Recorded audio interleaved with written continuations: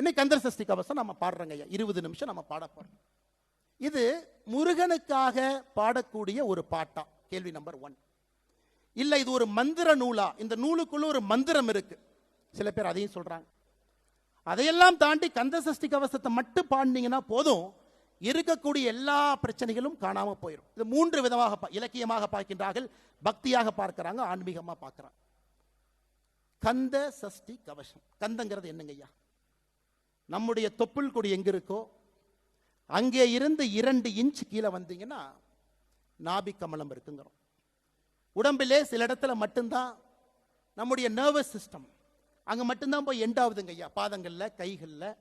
அதே போல தொப்புளுக்கு கீழே 2 இன்ச்சில் அது போய் நிற்குது. அதை பழைய தமிழ்ல 18ஆம் நூற்றாண்டுல சென்னி மலையில இந்த நூலை முதலாக சுப்பிரமணிய சாமிக்கு முன்னாடி ஏற்றிய பொழுது தேவராய சுவாமிகள் அவர்கள் கந்த என்று குறிப்பிட்டது நம்முடைய தொப்புள் கொடிக்கு கீழே இருக்கக்கூடிய 2 இன்ச் பகுதியில் இருக்கக்கூடிய பகுதி சஷ்டி. இன்னைக்கு சஷ்டி ஒரு நாளாக கொண்டாடுகின்றோம். ஆனா பழைய தமிழ்ல சஷ்டி என்றால் அது சட்டி. எப்படி அந்த தொப்புள் கொடிக்கு 2 இன்ச்சுக்கு கீழே உள்ள பார்த்தீங்கன்னா அந்த பகுதி சட்டி போல இருக்கும்.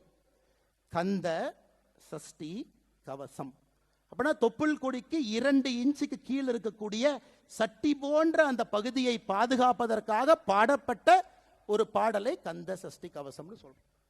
இதை இன்னொரு விதத்துல பாருங்க, சட்டியில் இருந்தா தான் அகப்பையில் வரும், சஷ்டியில் இருந்தால் தான் அகைப்பையில் வரும். சஷ்டியில விரதம் இருக்கிறீங்கன்னா அகைப்பையில உயிர் உண்டாகும் என்பதற்காக சொல்லப்பட்டது. இந்த முழு கந்த சஷ்டி கவசத்துல அவ்வளவு சயின்ஸ் இருக்குதுங்க. இன்னைக்கு விஞ்ஞானத்திற்கு என்னவெல்லாம் தேவையோ எல்லாம் கந்த சஷ்டி கவசத்தில் இருக்கு.